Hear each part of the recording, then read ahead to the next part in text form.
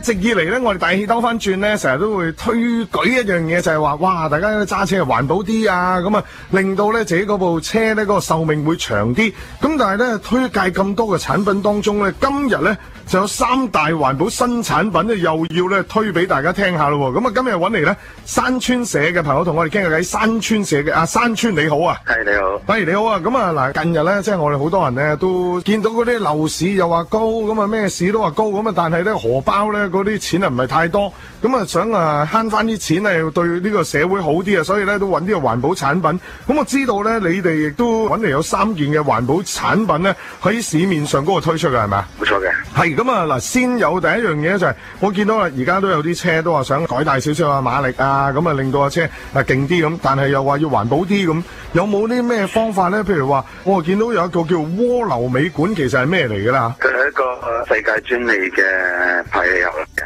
佢係嚟自台灣一個可以將呢個廢熱能咧循環再用嘅排氣喉啦。咁其實嗰個原理係點咧？即係我哋見到咧，佢係安咗喺個死氣喉嗰個位置，點樣又可以循環翻啊？令到個車又會爽啲啊，馬力好啲咁㗎？因為佢本身我哋汽車排出廢氣啦，咁佢係一個廢嘅熱能啦，咁啊排出車外面咧就完成㗎啦，就冇㗎啦，變咗。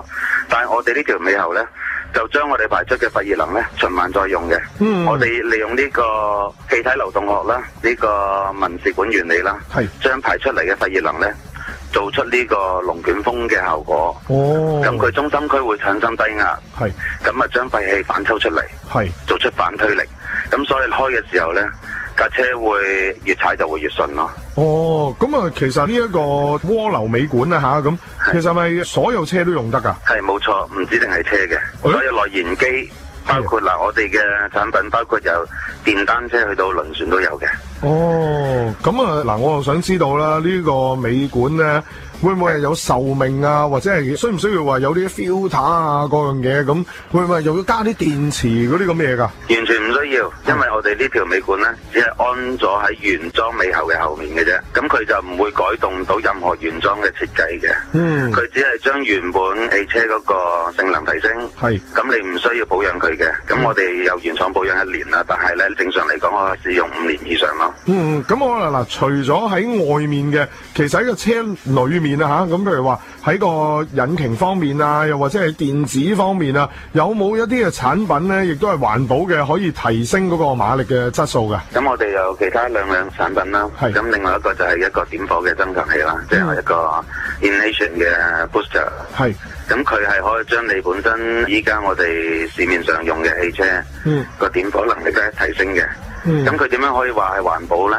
咁其實因為我哋設計上咧，佢已經係對應每一款嘅型號嘅車做出一個專門嘅插，而呢組插咧可以因應你，例如你換車或者同廠嘅車可以再用嘅，就唔需要話將原廠嘅線路改變啦。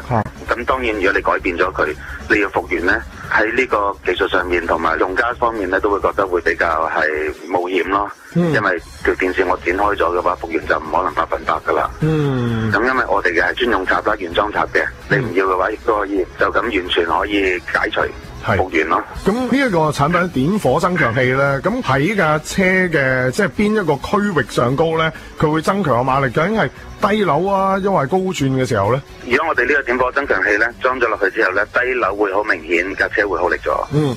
咁到中高轉咧，即係個轉數提升咧，會比較暢順。其實係全區都可以有幫助嘅。咁嗱，如果喺全區咧都有所提升嘅話咧，會唔會話扯電會多咗？咁你知道啦，我哋成日會擔心話加多一嚿嘢，可能咧有時有啲車房咧佢會講，喂咁啊要加大嘅電池嘅喎，咁樣會有啲咁嘅講法。咁呢嚿嘢會唔會將你嗰個電池嘅壽命又會縮短咗㗎？呢個係唔會嘅，因為我哋淨係將呢個點火系統最末端將佢加大嘅啫。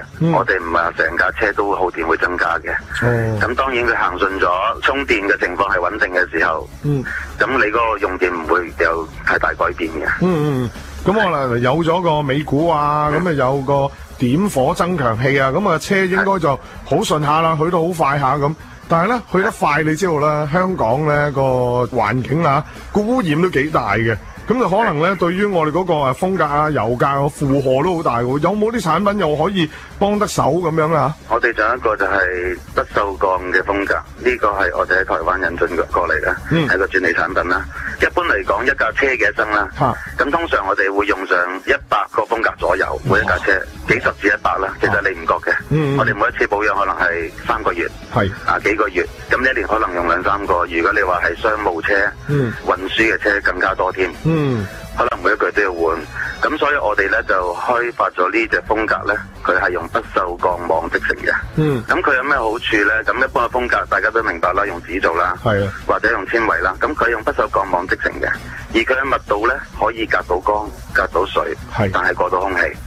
你裝咗佢之後，佢嘅風流量會增加，但係又未至於好似依家改裝嗰啲風格咁，風流量太多，令到頭段馬力流失嘅。咁我哋測試佢嘅時候，我哋係會點用呢？我哋會就將原裝風格啦攞出嚟啦，換咗我哋呢個風格上去。咁你用完佢會黐塵噶嘛？黐塵之後呢，咁我哋就會將佢攞出嚟洗啦。我哋唔需要任何專用嘅清洗劑，亦都唔需要任何加上去嘅油愛嚟吸塵。我哋只有將佢風格裝落去，咁平均馬力可以輸出增加4匹左右啦。咁嗱，即係譬如以往咧用啲纖維啊或者紙做嘅風格啊咁樣，咁可能有啲即係譬如話慳啲嘅司機咧就會攞支風槍咁樣吹翻嗰啲塵出嚟，咁但係始終都會黏咗喺度噶啦。咁但係譬如話你哋呢個鋼網嘅係咪可以淨用水洗啊咁樣噶？咁佢嗰個好處就係我哋唔需要任何嘅專用清洗劑，係水溶性得啦。只要你噴上水溶性嘅清洗劑啦，滾水一沖佢就乾淨，亦都唔需要等佢乾，你食2下佢就會乾噶啦。咁樣就慳好多喎。係冇錯，因為你用佢之後，咁其實你呢一架車以後都唔需要換風格，同埋風格唔會再壞。